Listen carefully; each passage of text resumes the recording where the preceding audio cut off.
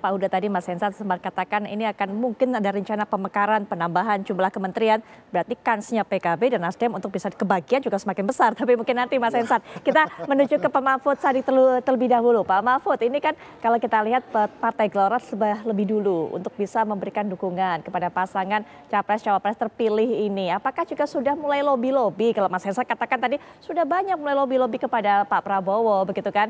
Termasuk Nasdem sudah ada desas-desus, walaupun hanya sebatas desas-desus ya, Pak Hermawi mengatakan enggak. Tapi kalau Partai Gelora juga sudah mulai sodorkan nama dan sebagainya, Pak? Ya, tradisi yang dibangun oleh Pak Prabowo dan Mas Gibran di Koalisi Indonesia Maju itu tidak ada lobby antar anggota koalisi karena semua itu biasanya dibicarakan secara langsung dan terbuka oleh Pak Prabowo, termasuk juga menyertakan Mas Gibran ke pimpinan partai koalisinya, termasuk ke kelompok-kelompok relawan.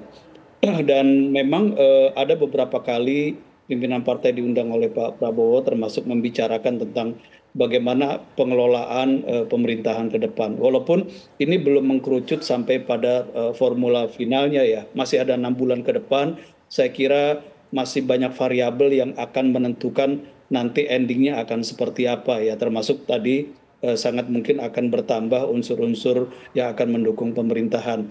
Tapi kalau kami misalnya di Gelora, sesuai dengan apa yang disampaikan oleh Pak Prabowo sebagai capres yang kami dukung sejak awal, bahwa memang eh, persatuan ini adalah fondasi bagi bangsa kita. Dan persatuan ini pula menjadi fondasi bagi pemerintahan ke depan. Jadi itu prinsip yang kami pegang.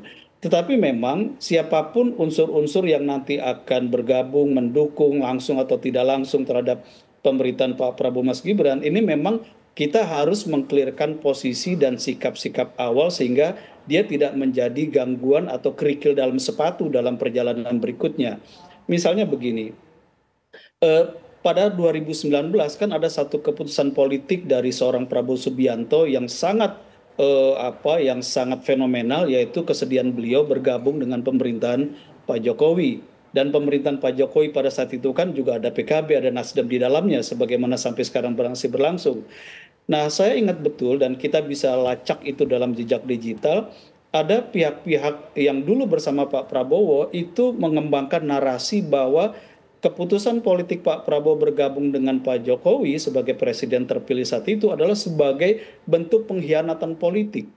Dan kata atau diksi pengkhianatan politik itu masih terus dikembangkan pada saat kontestasi Pilpres 2024 kemarin. Jadi saya kira kalau ada satu kekuatan politik yang kemudian mengembangkan narasi semacam ini, lalu ingin bergabung, maka dia harus mengklarifikasi dulu. Apakah betul terminologi atau diksi pengkhianat itu masih melekat, masih sah digunakan, atau dia akan cabut terminologi itu atau diksi itu. Itu misalnya yang pertama.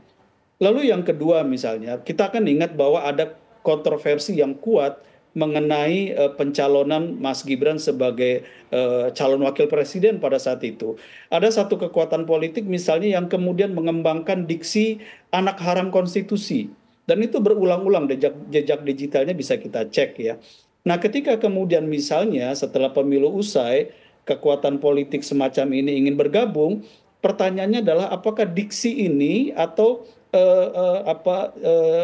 judgement atau penilaian ini masih dipakai atau tidak, masih tetap haram atau sudah halal, kira-kira begitu. Ya, jadi jangan sampai nanti kita mendukung wakil presiden terpilih yang dalam benak kita masih kita anggap sebagai anak haram konstitusi. Itu yang kedua. Yang ketiga, yang terakhir misalnya begini.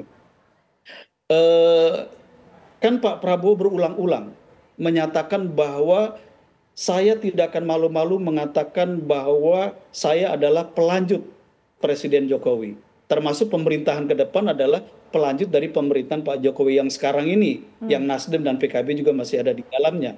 Nah, pertanyaannya adalah, apakah kalau ada kekuatan politik baru yang tidak gabung dalam koalisi 02 akan bergabung, apakah kemudian diksi atau visi narasi yang pernah dikembangkan yang itu kontroversi atau bertabrakan itu dicabut atau tidak? Misalnya contoh begini, ada partai politik misalnya yang bukan pendukung 02 mengatakan bahwa tidak mendukung perpindahan ibu kota negara dari Jakarta ke ibu kota Nusantara, Ya. dan berjanji kalau menang dalam pemilu akan tetap ibu kota di Jakarta. Nah, kalau Pak Prabowo ini merupakan pemerintahan yang melanjutkan kepemimpinan dan program strategis Pak Jokowi, artinya kan Jakarta sebagai ibu kota ini akan kita pindah. Nah, kalau yang semacam ini, apakah dia sudah mencabut narasi atau program politik semacam itu? Saya nggak mau sebut ini partai mana ya. Oke. Yang jelas kalau Mas Huda sama Pak Sekjen Nasdem, saya tahu persis posisinya gitu ya. Jadi kita welcome saja sepanjang memang ya apa yang pernah dinarasikan itu diklarifikasi, oke kita terima Baik. semuanya, termasuk ibu kota pindah kita terima, Mas Gibran bukan lagi anak haram konstitusi, dan Pak Prabowo ketika bergabung dengan Pak Jokowi bukan pengkhianatan politik. Saya kira kalau itu terjadi, kita ahlan wa sahlan kalau istilah Mas Huda ya, kita Baik. senang semuanya insya Allah. Baik Pak Mahfud.